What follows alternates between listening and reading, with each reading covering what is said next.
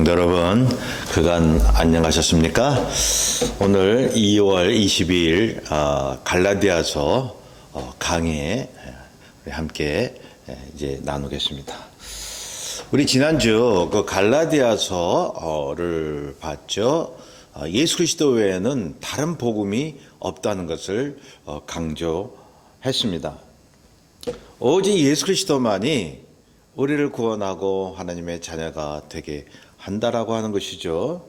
이 모든 것이 11절, 12절 보면 사람의 뜻으로 되는 것이 아니라 오직 예수 그리스도의 계시로 된다는 것을 말씀합니다.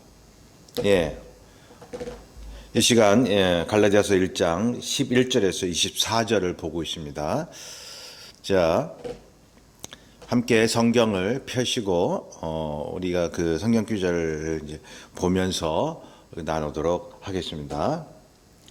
자, 우리는 예수를 믿고 행함이 있어야 됩니다. 율법 지켜야 됩니다. 여러분, 그 율법을 지키고 그리스도 안에서 말씀을 준행하는 것이지, 여러분 율법주의가 돼서는 아니 되는 것입니다.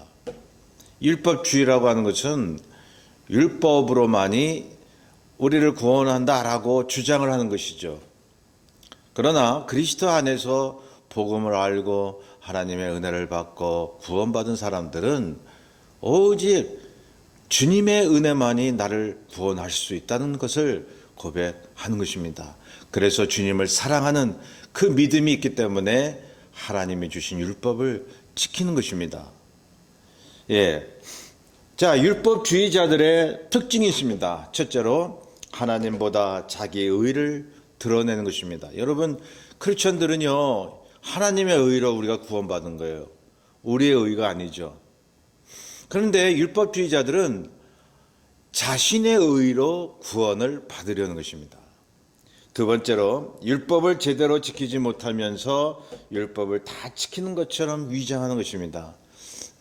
외식하는 것이죠. 세 번째로 자신의 행위로 남을 비판합니다. 자기가 이런 율법을 지켰다라고 해서 그 잣대로 남을 판단하는 것이죠. 네 번째로 빚진 자로 살기보다는 정당한 대가로 구원을 이제 얻는다고 생각을 하는 것이죠. 아주 교만인 것입니다. 여러분, 사람이 얼마나 깨끗해야 정말 예수 안 믿고서도 하나님의 자녀가 될 수 있을까요? 그냥 불가능하다는 것입니다. 모든 사람마다 죄성이 있고 의인은 없나니 하나도 없는 것입니다. 그러니 오직 십자가 은혜, 그것만이 우리의 구원임을 우리가 믿고 고백하는 거 아닙니까? 자, 13절에 보면, 자, 바울이 그 갈라디아 교인들에게 얘기를 하는 거죠. 너희들이 지금 거짓된 유대교 교사 때문에 혼란을 겪고 있구나. 내가 너에게 전한 예수 그리스도의 십자가 복음을 잊었느냐 말이에요. 그래서 바울이 얘기하는 것이 나도 저 유대교 교사들처럼 율법을 강조하며 살았다는 것이죠. 13절부터 보면 그런 삶을 살았음을 고백하잖아요. 자신이 유대교 신자였고 그래서 예수 그리스도를 믿는 하나님의 교회를 핍박했다고요. 그러니 아이러니한 게 있잖아요.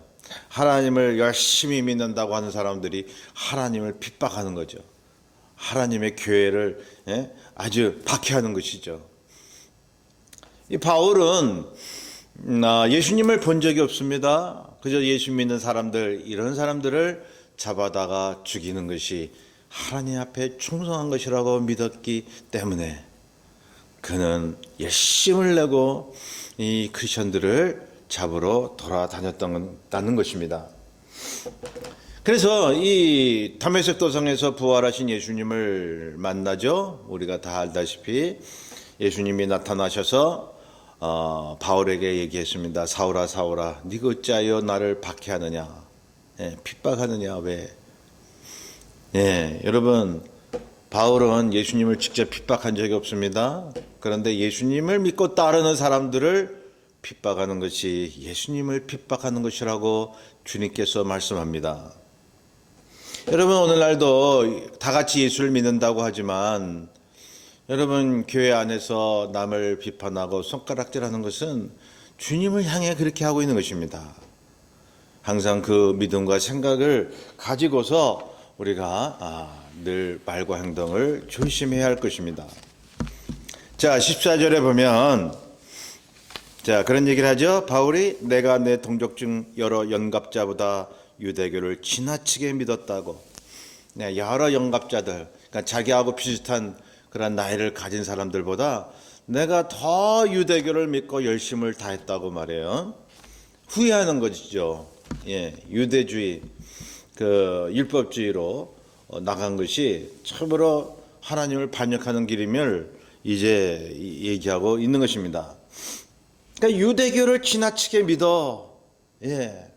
여러분, 지나친 것은 해가 될 수 있는 거예요. 여러분, 율법을 지켜야 돼요. 근데 지나치게 율법을 신봉한 나머지 자기 의가 드러날 때 그게 문제라는 것입니다. 성도 여러분, 우리는 늘 십자가 안에서 날마다 죽어야 합니다. 바울이 얘기했던 것처럼 날마다 죽노라. 늘 그러한 고백을 하고 애를 써야 합니다. 여러분, 신앙생활도 여러분 은혜로 거저 받았으면 노력하고 훈련해야 되는 거예요. 여러분, 날마다 죽어지지 않으면 여러분, 내가 선한 일을 행했을 때 자기가 한 것처럼 생각을 하게 되잖아요. 어깨가 으쓱해지면서, 그리고 자기를 드러내고 싶은 그런 생각이 여지없이 들지 않습니까? 그게 바로 이 은혜주의에서 율법주의로 이렇게 넘어가려고 하는 거예요. 그러니 위험천만한 그런 생각들을 할 때가 많이 있는 것입니다. 내 조상의 전통에 대하여 더욱 열심히 있었으나, 과거를 회상하면서 자기가 얼마나 주님 앞에 죄인 중에 괴수였는지를 여기 증언하고 있습니다. 여러분, 유대교가 무엇입니까? 여러분, 우리 예수 믿는 사람들도 아브라함의 하나님, 이삭의 하나님, 야곱의 하나님을 믿잖아요. 구약의 하나님의 역사를 믿습니다. 아브라함이 정말로 하나님 앞에 얼마나 충성된 믿음을 가졌습니까? 근데 유대교 신자들이 그 아브라함의 하나님을 믿는다고요. 이삭의 하나님, 야곱의 하나님을 믿는다고요. 하나님이, 구약의 하나님이 주신 율법을 따르고자 하지 않습니까? 그런데 누구보다도 하나님을 거역하는 사람들이 되었다는 것이죠. 참 이게 기가 막힌 일이에요. 아까도 말씀드렸잖아요. 주님을 누구보다도 믿는 사람이 주님을 거역할 수 있다고요. 참 이것은 우리가 신앙생활 하면서 참 주지해야 할 그러한 일인 것입니다. 항상 자신을 조심하고 경성하고 그리고 나를 복종시켜야 할 것입니다. 자, 그래서 이 하나님을 믿어왔던 유대인들이 하나님이 보내신 선지자들을 죽이고 하나님이 보내신 그분의 아들을 십자가에 못 박은 것입니다. 이미 예수 그리스도를 믿은 우리도 율법의 잣대로 이웃을 비판하면 거짓된 유대교 신자가 되는 것입니다. 여러분, 거짓된 교사가 되는 것입니다. 거짓된 신도가 되는 것입니다. 율법의 잣대로 누구도 우리는 비판할 수가 없습니다. 여러분, 그런데 이렇게 문득문득 생각나잖아요. 그 사람은 어떻고 저떻고 이래서 안 되고 저래서 안 되고. 여러분, 저도 그렇고 여러분도 그럴 때가 있다는 것이죠. 그러면 여러분, 그것을 가지고 심각하게 생각해야 합니다. 저도 굉장히 심각하게 생각하거든요. 내가 왜 그랬을까? 예수 그리스도의 십자가 은혜를 믿고 하나님의 자녀가 됐다고 고백하는 우리들이 왜 예수 그리스도의 은혜 말고 율법의 잣대로 남을 평가하려 하는가 하는 것이죠. 참 그게 우리 크리스천들의 고민이 되는 것이죠. 자, 우리는 유대교 신자가 될 수밖에 없었습니다. 또한 세상의 어떤 도덕적 기준을 가지고 선하게 살려고 하다가 이제 나락으로 빠지는 사람이 될 수밖에 없었습니다. 자기 의로, 자기의 어떤 양심으로 살려고 했던 사람일 수밖에 없었습니다. 그런데 말이죠, 예수 그리스도를 믿게 되었습니다. 그분의 십자가 은혜만이 나를 구원할 수 있구나라는 것을 우리가 믿게 되었던 것입니다. 이것은 하나님의 택정하심이 있어야 되는 거예요. 내가 찾아서 연구해서 예수님의 십자가를 이해하게 되고 믿은 것이 아니라 하나님께서 예정하셔서 영원전부터 나를 택하셔서 나를 불러주셔야 하는 거예요. 물론 우리가 예수를 안 믿는 것은 여러분 내 의지로 안 믿는 것이죠. 또 예수님을 믿는 것은 내 의지도 포함되어 있는 거예요. 그런데 그 의지조차도 말이죠, 여러분 주 예수 그리스도의 은혜 안에서 특정함이 있어야 되는 것입니다. 그렇죠. 내 의지로 내가 예수 믿어야지, 교회 가야지, 기도해야지, 하나님 말씀대로 살아야지, 이러한 하나님이 주신 의지로 그렇게 할 수가 있는 것이죠. 그런 의지로 안 했다면, 의지를 사용하지 않았다면 우리의 책임이죠. 그런데 우리가 내 의지를 사용해서 예수를 믿었다 할지라도 그 의지조차도 그리스도께서 주셔야 하는 거예요. 100% 하나님의 은혜라는 거예요. 그렇지 않아요? 여러분, 내가 무엇을 노력하고 힘써서 해도 여러분 하나님의 은혜가 없으면 그 되지가 않는 거예요. 하나님이 건강 안 주셔봐요. 하나님께서 생각을 못하도록 이 뇌를 멈추게 하셔봐요. 우리가 할 수 있는 것이 뭐가 있습니까? 우리가 스스로 알아서 해도 그게 100% 주님의 은혜라는 거예요. 여러분 기가 막힌 하나님의 이러한 사랑의 인도하심, 은혜의 섭리가 있다는 사실입니다. 그래서 15절에 보면 바울의 고백이 나오죠. 하나님이 어머니 태로부터 예수 그리스도 안에서 나를 부르셨다고, 내가 한 것이 아니라고 말해요. 자, 그러니 바울이 유대교 신자로서 예수 그리스도의 교회를 핍박할 때도 이미 하나님이 바울을 부르신 상태라는 거죠. 예. 이제 이 말씀을 보면서 그런 사람들이 있다고 보는 거예요. 지금 실컷 죄를 짓고 술 마시고 도박하고 방탕한 삶을 살아도 우리는 모르잖아요. 어떤 사람이 예수를 믿을지 안 믿을지. 그런데 하나님은 말씀하시는 거예요. 그런 방탕한 사람들 중에서도 이미 영원전부터 어머니 태에 있을 때부터 택한 사람이 있다고 말이죠. 예. 그 하나님의 은혜로 하나님의 택함 받은 사람이 있다면 방탕하는 사람들 중에 언젠가는 하나님의 때에 주님 부르심 받고 예수 믿게 되는 거예요. 이 바울의 경우처럼 말이죠. 오히려 우리보다 예수 그리스도를 나중에 믿은 사람이 우리보다 훨씬 믿음이 강해지고 주의 일에 더 힘쓰는 사람이 나올 수 있다는 것입니다. 그러니 우리는 늘 겸손해야 돼요. 예수 먼저 믿었다고 의시되고 또한 늦게 교회 오는 사람들을 막 이렇게 이제 차별하고 경시하면 안 된다는 것입니다. 자, 그러므로 불신자나 교회를 무너뜨리려고 하는 사람 중에도 하나님의 이미 택하신 자들이 있기 때문에 우리는 기도해야 하는 것입니다. 어떤 사람이 그러한 사람들인지 모르기 때문에 모든 사람들에 대해서 기도하고 예수 믿기를 간구해야 하는 것입니다. 그것이 우리의 겸손한 태도요, 우리가 마땅히 해야 할 기도 생활인 것입니다. 자, 하나님이 예수 그리스도 안에서 우리를 구원하시고 택정하신 것은, 자, 계속 이제 바울이 얘기하고 있는 거예요. 사람의 생각이나 육의 결정이나 이성적 판단이나 이치에 따른 것도 아니요 오히려 예수 그리스도의 성령에 의한 것으로 말씀하고 있습니다. 예, 오로지 주님의 은혜로 된 것이다. 혈육으로 된 것이 아니라 성령으로 된 것이다 라고 얘기하는 것이죠. 그래서 바울은 거의 16절에 보면 혈육과 의논하지 않고 복음 전도의 길을 떠나는 거예요. 여러분, 하나님이 예수 안에서 나를 부르시고 주의 일을 시키시는데 내가 가족이나 어떤 아는 사람한테 내가 그래서 주의 일을 해야 될까요? 말아야 될까요? 이렇게 의논할 필요가 없다는 것이죠.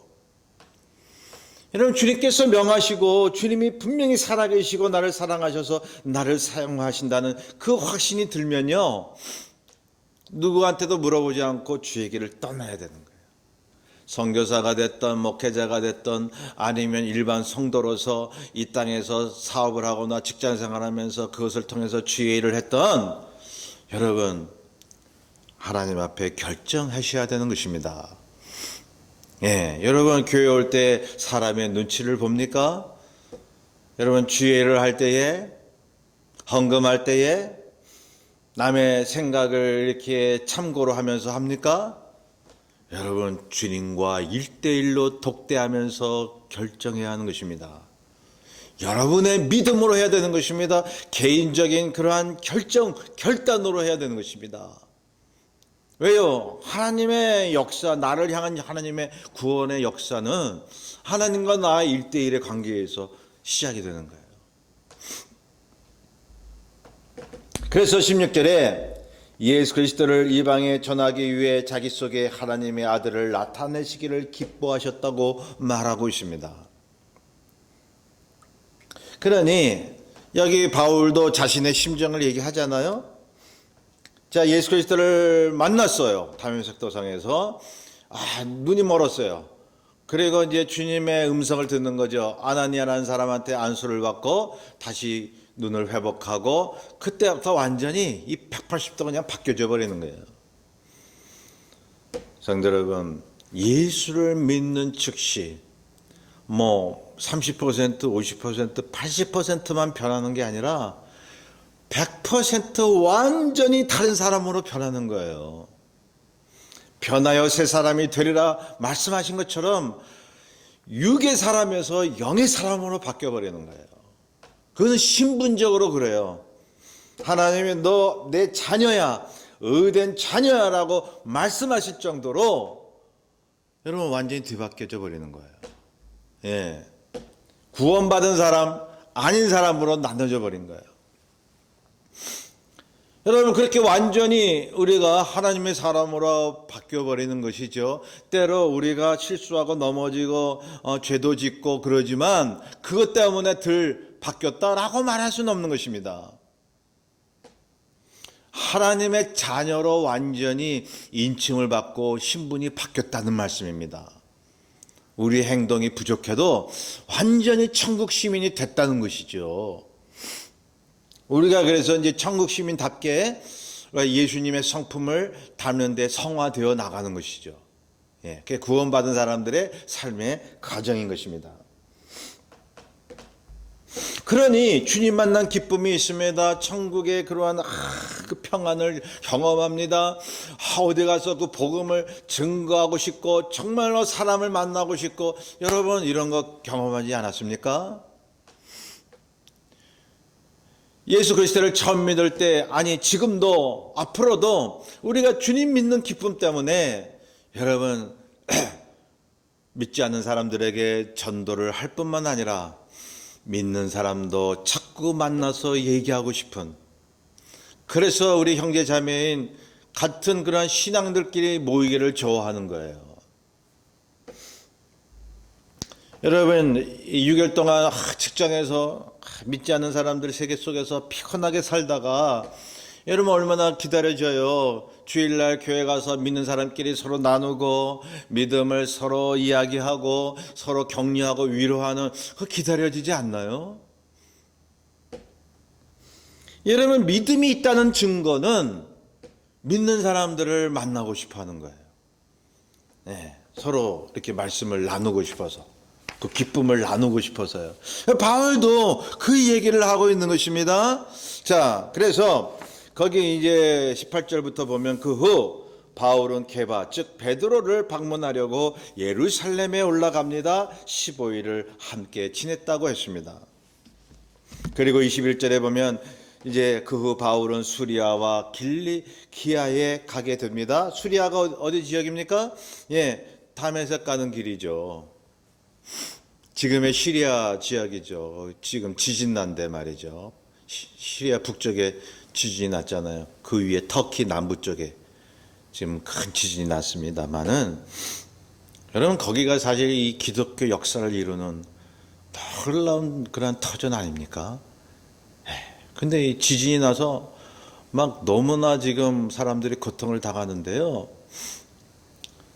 여러분 예루살렘도 보세요. 얼마나 거룩한 성, 참 예루살렘에 대해서 얼마나 하나님께서 약속하신 것이 많습니까? 근데 이 예루살렘이 지금 죄악의 지역 아니겠어요? 분란의 지역, 분쟁의 지역입니다. 이건 뭘 얘기하는 거냐면, 과거에 이렇게 하나님의 복이 있고 축복의 예언이 있었지만, 여러분 보세요. 그 터키나 이런 이슬람권입니다. 우상 숭배합니다. 예루살렘도 마찬가지입니다. 과거의 고대 이스라엘에 하나님을 섬겼던 그러한 신앙은 온데간데없고 얼마나 세속적으로 물들어가고 있습니까? 정통 유대교 신자들은 예수 그리스도 대신 율법주의로 지금 하나님을 거부하고 있지 않습니까? 그러니 여러분 지금은 이 지역을 향한 어떤 뭐라 그럴까요? 의미를 둔다든가, 어떤 지역에 한해서 거기에 특별한 어떤 하나님의 은혜가 머문다든가, 여러분 그것을 초월해야 하는 것입니다. 예수 그리스도가 오시고 성령이 우리에게 오신 대로 어디를 가나 우리의 천국이 되는 것입니다.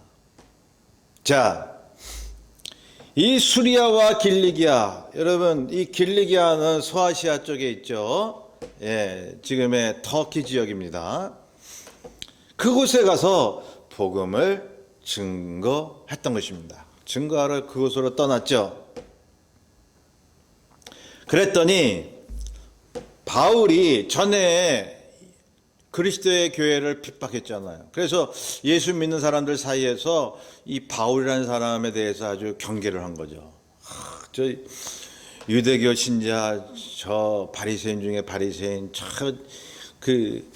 바울을 조심해야 된다. 그런 소문이 이제 났었잖아요.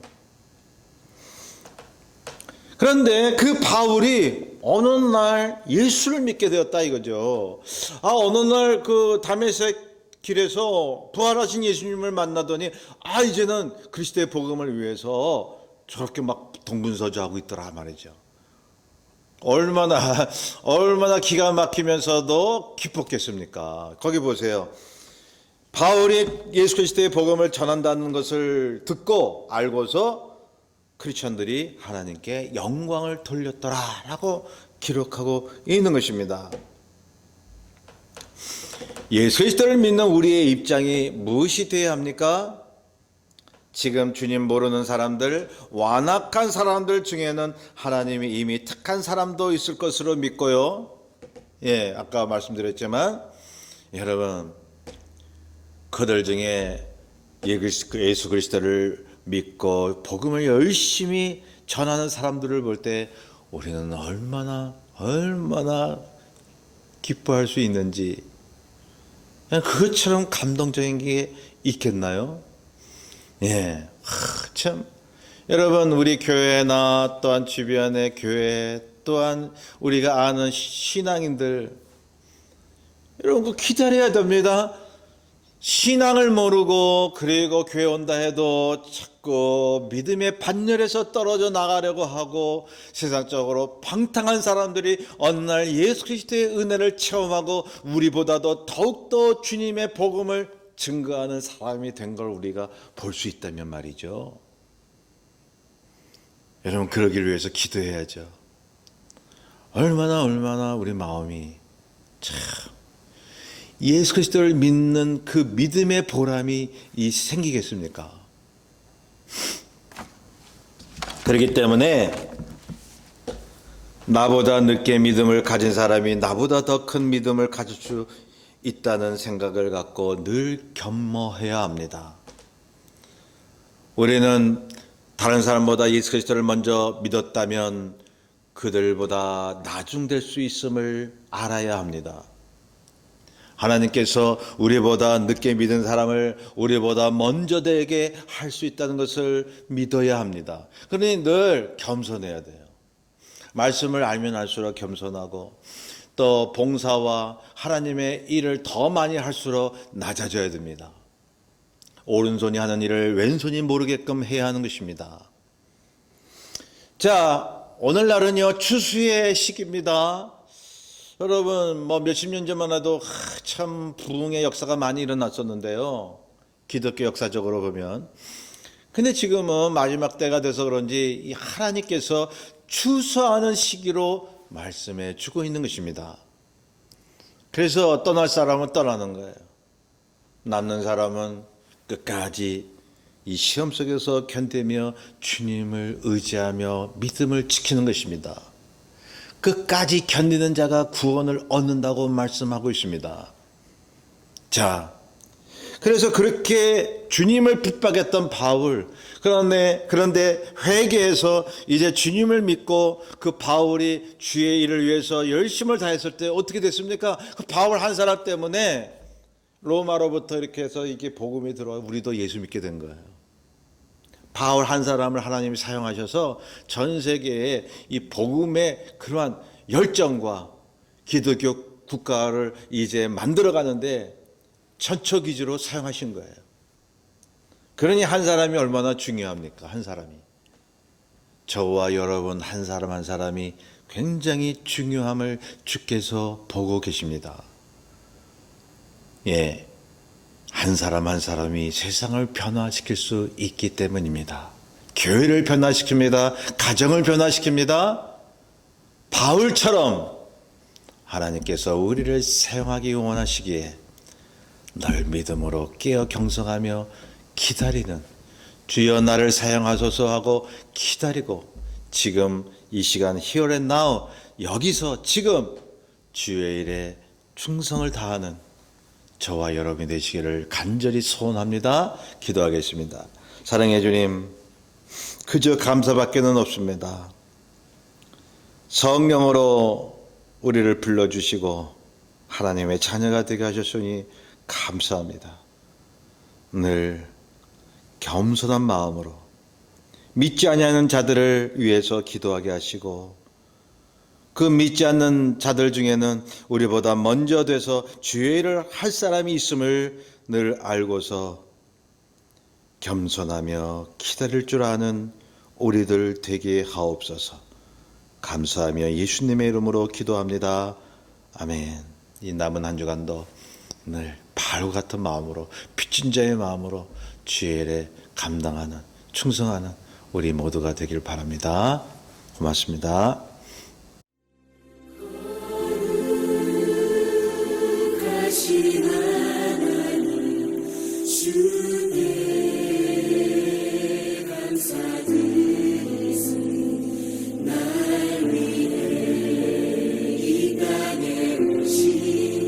독생자 예수